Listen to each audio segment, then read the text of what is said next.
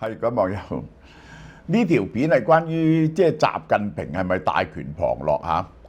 我喺上一條片嗰度就講咗呢一個係我係唔相信嗰啲人事調動呢個37軍有啲人士嚇，根據苗華被炒魷魚係顯示習近平被架空嘅。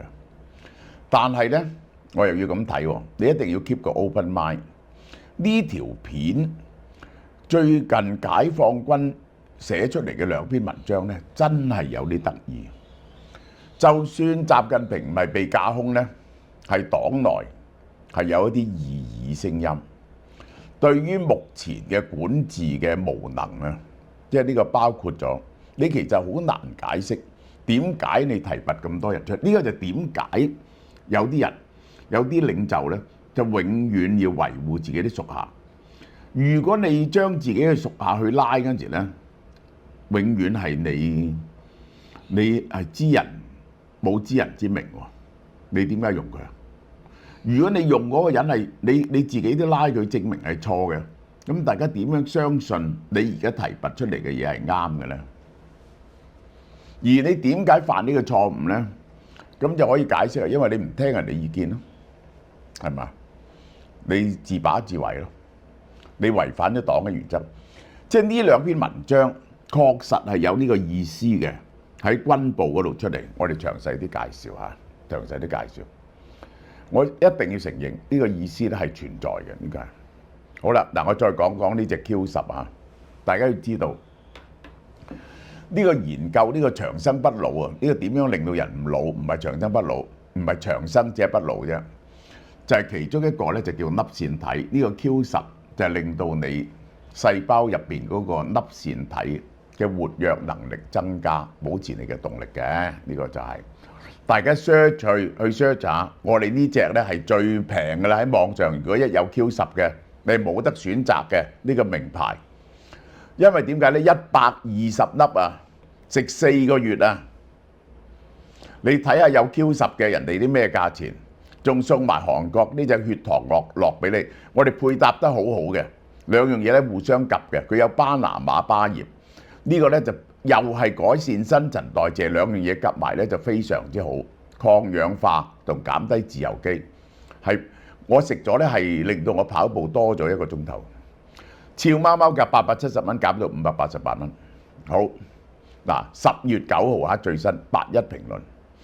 10月9號解放軍報發表，帶頭堅持集體領導，強調呢樣嘢。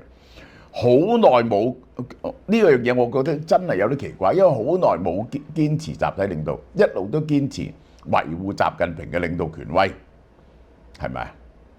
習近平嘅領導權威，呢個向黨中央效忠，唔效忠呢就係呢個效忠，唔係呢個100%咧，就即係100%唔效忠。強調集體領導，強調集體領導係一樣忌諱嘅嘢嚟嘅。中國嘅政制啊，佢哋叫做我哋佢哋嗰啲民主制度咧，叫民主集中制。民主集中制咧就即係話，我哋表面係有民主嘅，但係一民主完咧個權力咧就集中使用，大家咧就唔好提出意見，唔可以七嘴八舌，係中國領導嘅最高原則。集體領導，話呢個好耐冇強調集體領導。呢邊署名邵天光嘅文章啊。個作者單位係個軍分區嘅，呢個係呢篇文章，中國國防部都轉載喎，長城瞭望，呢個唔係講笑喎，呢樣嘢嚇。邊個負責呢啲咁樣軍內嘅文件文章要出嚟呢？政治部拉咗苗華，就揾咗第2條友上去 acting 政治部。政治部啲人入邊係點諗呢？係唔係佢哋放呢啲咁嘅文章出嚟呢？呢個係文章強調集體領導係中共領導嘅最高原則之一，係科學決策、民主決策嘅重要保證。即係點解嗰個人嗰個決策唔會錯呢？就因為有集體去商量。所以個決策先係科學嘅，而且係民主嘅。呢個重要原則係中共黨嘅規則。嗱，呢個，但係好耐冇講啦，必須堅決貫徹，長期堅持。呢個係鄧小平成日講嘅集體領導，就係唔準一人堂。而習近平呢幾年搞緊嘅就係一人堂，個人權威，個人權威。佢係搞到係以前呢政治局常委呢係平等嘅，啲地位係，不過總書記呢係召集人嚟嘅啫。呢個呢就叫九龍治水嚇。去到習近平呢，最近呢屆呢就唔係，嗰啲人要向佢匯報工作，咁呢就係上下級嘅關係。文章引用一反對呢啲一定引鄧小平喺8大上面嘅報告，黨嘅集體唔由個人決定重大嘅問題，已經形成一個傳統，唔可以由一個人決定重大問題。呢個係共產黨嘅傳統，結果都係一個人決定重大問題，佢自己都係一個人決定重大問題。但係佢係強調集體領導嘅，黨嘅領導。咩叫黨嘅領導？係黨委嘅集體領導，即係呢係譬如紀委咁啊，咁紀委有個會噶嘛，嗰啲個黨入邊，咁呢個就係嗰個委員會嘅集體決定，就唔係個書記、紀委書記一個人嘅決定。譬如軍委咁啊，應該由軍委所有人一齊決定，就唔係軍委主席一個人決定啦。呢個就係。而唔係一個兩個人嘅領導，即係話喺各級黨組織嘅領導班子內部，唔理係邊一個，嗱，點解要講？不管是誰呢，就有啲人係唔講得㗎。堅持集體領導，堅持集體領導，呢個係真係有啲含沙射影嘅。重大問題嘅決策一定要集體討論決定，因為你證明你係錯咗好多次。個人要服從組織，少數服從多數，個人唔能夠凌駕喺領導集體上面，你話咗算。文章仲引述毛澤東嚟壓你喎，書記同委員之間嘅關係係少數服從多數，呢個同埋班長同戰士之間嘅關係係唔係一樣嘅？喺個軍隊入邊，一個班20個人，個班長話事，但係喺呢個委員會入邊，譬如政治委員會，咁就唔係一個人話事，係要整體話事。呢個不一樣之處呢，就係書記同委員啊，唔係上下級嘅關係。即係我已經以前解釋過好多次，一向以來呢，總書記呢就叫做 first amongst 呢個first amongst many， 即係呢喺眾人之中佢排第一。就唔係佢嘅地位係絕對高於其他人，佢係喺眾人之中排第一啫。書記係黨嘅委員會中平等嘅一員，佢係負責召集嘅啫，佢係個排名排第一嘅啫。文章批評一啲黨委內部重要嘅問題解決，唔係由黨委會議作決定，而係由個人作決定，使到黨委委員形同虛設。即係我可以講俾你聽咧。今日嘅政治局常委呢，已經係冇晒決定權，所有嘢都係睇習近平一個人嘅面色，而且 anyway 佢都揾晒嗰啲最聽話嘅人入嚟，一個有獨立意見嘅人都冇啦，被排除晒，全部清一色，好似打牌咁清一色。個別主要領導人集中，用領導直集民主集中啊嘛，集中嘅名搞一元堂家長制。開會前咧就定咗個調子出嚟，我哋就根據呢個調子嘅討論中拍板，形成決議嗰陣時由個人定局咁樣。文章嗱特登引述講完毛澤東、鄧小平，一定要講習近平嘅，如果唔係你咪作反。但係講習近平，你要睇下習近平喺唔同時候講唔同嘢，你引習近平講嘅係乜嘢？喺中央軍委你一定揾到，因為講咁多嘢一定揾到幾句啱聽嘅嘢。嘅建設會議中強調，我 call 你嘅，咁你話吹我唔脹。要落實黨委統一集體領導下嘅首長分工負責制。佢 call 咗句咁嘅嘢出嚟。其實習近平係冇強調集體領導，佢呢度係有集體領導兩個字嘅啫。黨委統一嘅集體領導，佢強調統一嗰啲集體領導咧，俾佢統 Q 一咗，然後分工俾你哋，你哋要負責。其實係講緊一樣咁嘅嘢，同埋唔係強調嗰個集體領導，即係我唔係強調所有嘢都要開會決定，而係強調統一同埋分工。呢個係文章所有工作都喺黨委嘅統一領導之下，但係黨係黨委嚇，一切問題要黨委研究決定，唔係主席決定。黨委班子要提高政治站位，你要知道你哋嘅政治立場係點。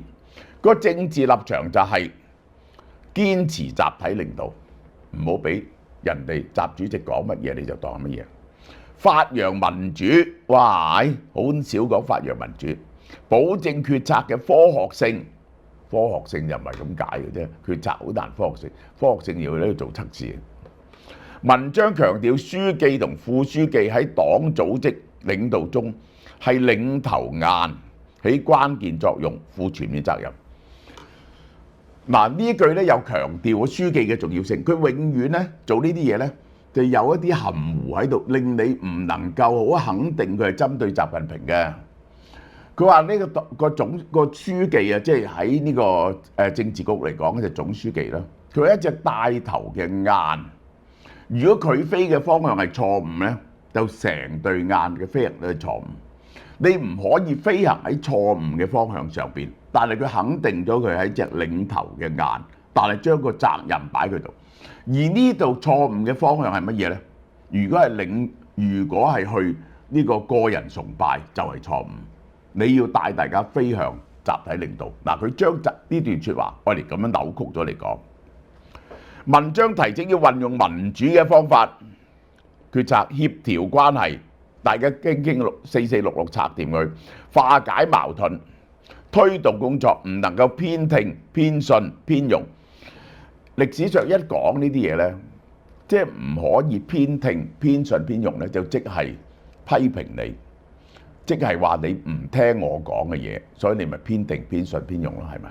你哋唔聽大眾嘅意見。嗱，你呢度要留意呢個咧係好含蓄地批評習近平，只係習近平發明嘅妄議大政。妄議大政。文章要形成委員敢於直言、書記善於納諫嘅民主氛圍。喂，你要鼓勵人哋講嘢喎。然後你肯聽意見喎，如果你唔俾人講嘢，唔准妄議大政咧，咪變咗呢個耳目閉塞咯。你點樣作出決策啊？你要凝聚一班人嘅智慧同埋力量。文章要求班子成員分頭去辦，各盡其責，唔允許中意嘅就執行，唔中意嘅唔執行，唔准推諉呢個扯皮。呢個咧就係其實習近平喺嗰段説話主要係講呢樣嘢。佢唔係講話要集體決策，佢係講話分咗俾你哋要絕對服從，理解嘅執行，不理解嘅都要執行。其實就係咁。好啦，嗱，頭先嗰篇佢其實整篇大部分係講呢個集體負責制，而有最後係佢拉咗毛澤東同埋鄧小平，然後用翻毛澤東同鄧小平，臨尾用翻少少習近平嚟到收尾，就係將習近平嗰段嘅講話係由分工負責制轉為強調集體負責。咁唔係一篇喎，10月11號國防部再轉載一篇由解放軍部署名嘅陳慶華嘅評論文章，作者嘅單位係軍委改革同編制辦公室。文章以樂隊比喻，一支樂隊咧係由唔同嘅樂手組成，喺樂隊指揮嘅統一調動，唔同嘅聲部先可以夾成整體。佢就將嗰個領導者比作嗰個指揮，呢個就係文章又引習近平話，領導班子嘅一把手就應該成為咁嘅指揮。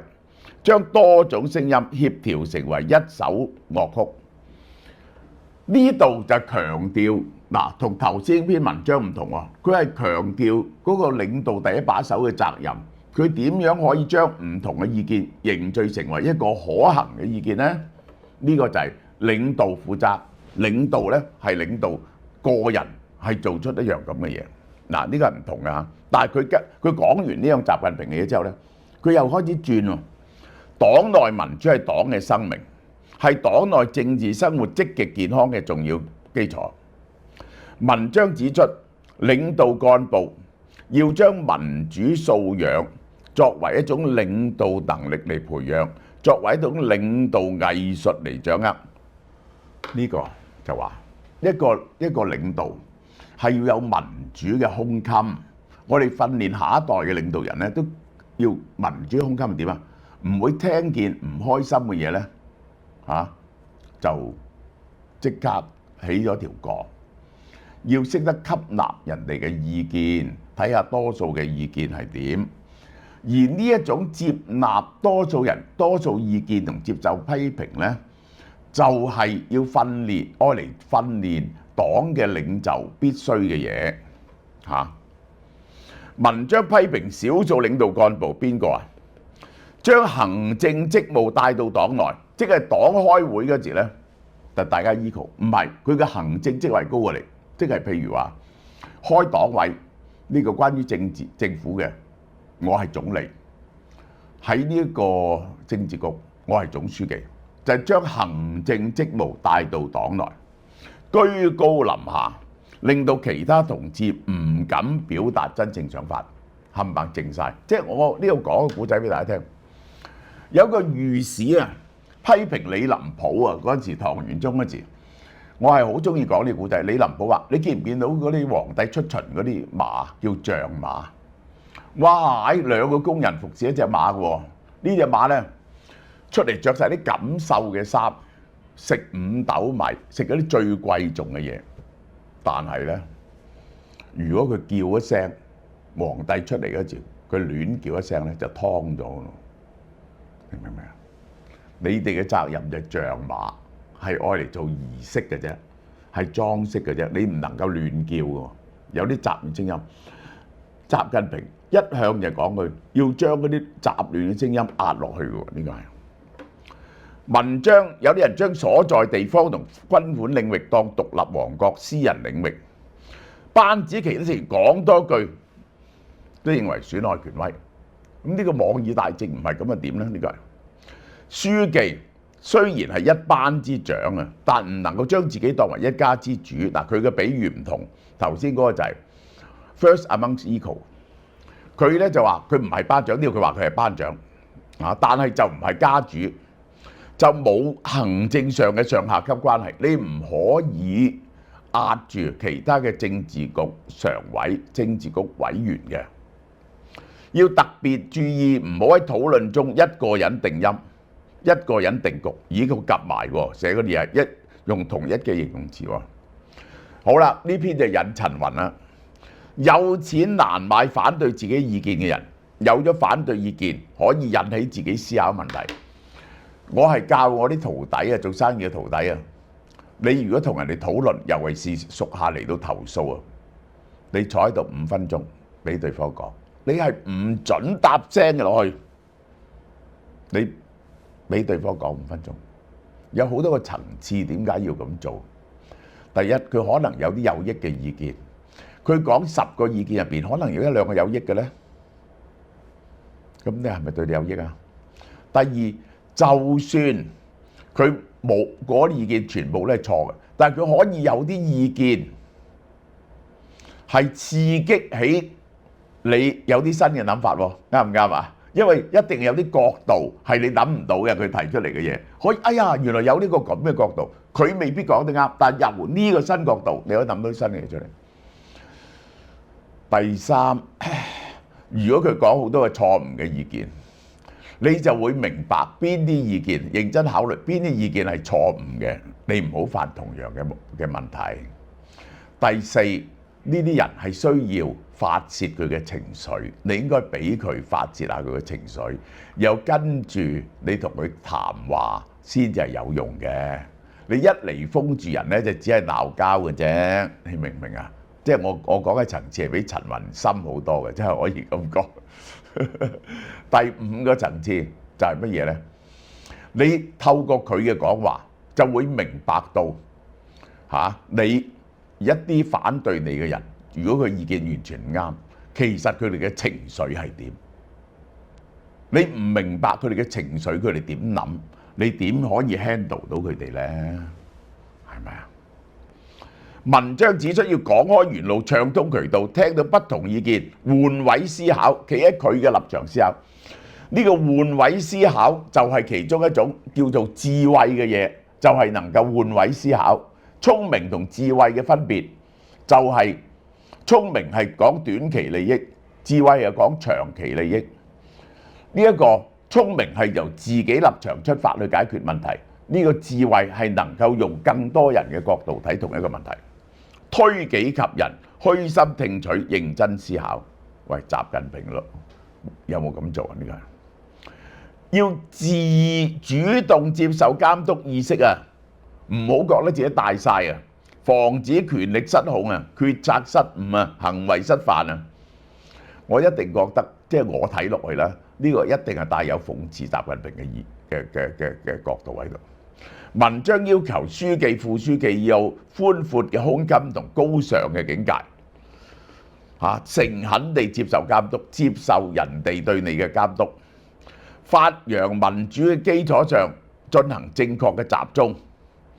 呢個你唔能夠淨係講集中，淨係講服從，淨係講維護核心嘅權益。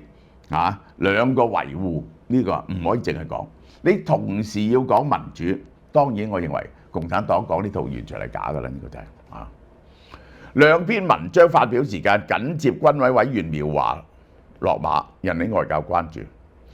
台灣國防安全研究所嘅所員沈明室話：過去3個月睇見好多有關習近平權力走向異常。嗱，我會作出解釋嘅，呢個係沈明室觀察到唔同嘅官方媒體對於習近平嘅提及越嚟越少。時事評論員李林一表示，軍網文章可能釋放2個信號：一個習近平喺軍隊嘅力量遭到稀釋，而軍隊入邊反抗習近平嘅聲音好大。習近平剛啱將政治部主任苗華攞咗落嚟，之前嗰個張揚咧係自殺嘅，做政治工作係。軍委政治工作部可能要對習近平表達不滿，就揾咗毛澤東、鄧小平嘅話嚟講，堅持集體領導。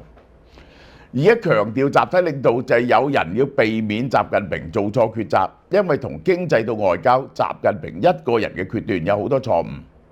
中國嘅元老甚至張又俠等人要讓習近平接受集體領導嚟壓佢，而習因為冇底氣而心虛，只好接受。嗱，呢啲係佢哋嘅睇法。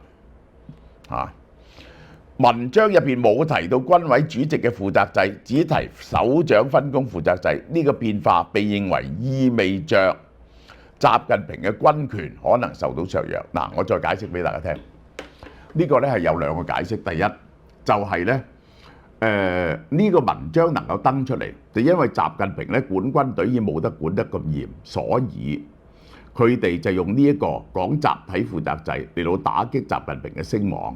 呢個其中一個諗法。第二個諗法咧就係點咧？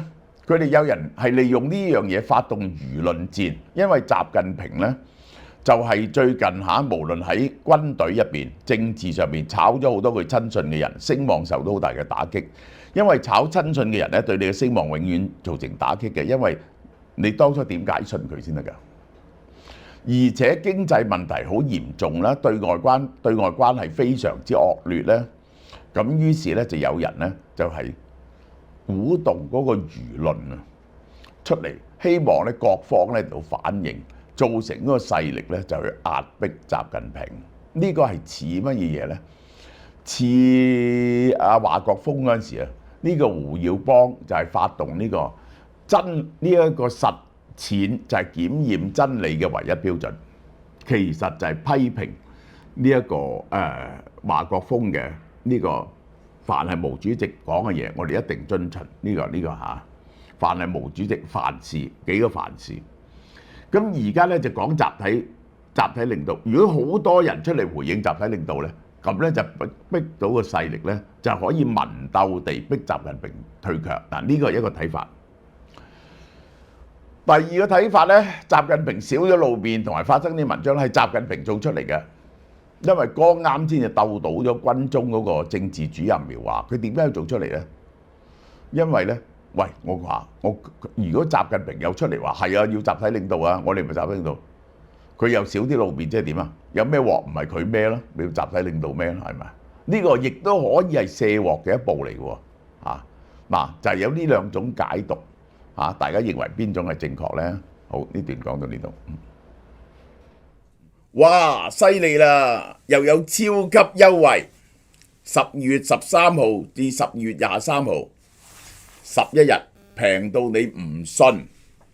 網上同門市同步優惠，聖誕假前夕咧，俏貓貓又搞超級優惠喎。第一，日本九州白豚豬手粒係日本豬喎，500 gram， 原價39蚊，你估而家幾錢呢？20蚊，講你都唔信。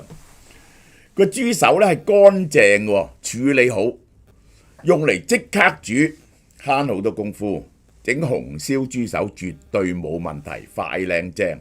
而家天氣凍，打邊爐當然唔少得食牛肉啦。嗱，有隻超級優惠 IBB Prime 去骨牛小排火鍋片，大概300 gram， 原價188蚊，超級優惠價98蚊，你周街問還債都冇咁平。牛小排係牛隻嘅前胸肋骨部分。肉隻結實，帶少少筋，而且油脂好多，最好打邊爐。超級優惠點可以唔關注大家嘅健康呢？呢隻韓國名廠嘅 Vitamin 生益生菌配方，入邊有5種菌株益生菌、2種雙歧桿菌、3種乳酸菌，仲加入3種益生元。水溶性膳食纖維係會俾腸道嘅微生物分解利用嘅，改善你嘅腸嘅正常消化，減少毒素吸收。韓國 Vitamin 新增益生菌配方，每盒有30包，1個月份量，原價198蚊，特價99蚊，我任你出街揾，有牌子嘅益生菌，啲價錢咧係300-400蚊。好啦。節日食得多咧，想減下磅喎。韓國名廠金秀賢做代言人嘅 Form Bio 有個 Healthy Fit 飲料，佢係有非洲芒果籽嘅，呢種來自非洲喀麥隆亞細西岸嘅熱帶雨林，比其他芒果籽咧，佢嘅維生素 A 嘅含量多啲，而且可以降低膽固醇，調節血糖濃度嘅效果都比較高。非洲嘅芒果種子擁有較強嘅淨化人體功效，幾百年來咧都俾喀麥隆當地嘅人廣泛使用，所以當地人平均身材咧係苗條同健康啲嘅。而家歐美出名嘅瘦身醫生都係推薦非洲芒果籽，佢可以令你感覺飽喎，促進新陳代謝，幫助改善體內脂肪組織嘅脂肪異常或過度聚積。非洲芒果籽能幫你減肥嘅，減低體重腰圍，改善血脂指標，調節血糖，降膽固醇。當然啦，如果你食緊降血糖或者降血壓藥嘅朋友呢，就唔好同時食啦。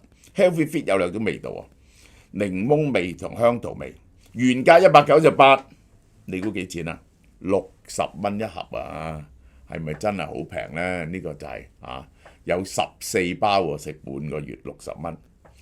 嗱，呢啲優惠呢，即日起到10月23號11日嘅啫。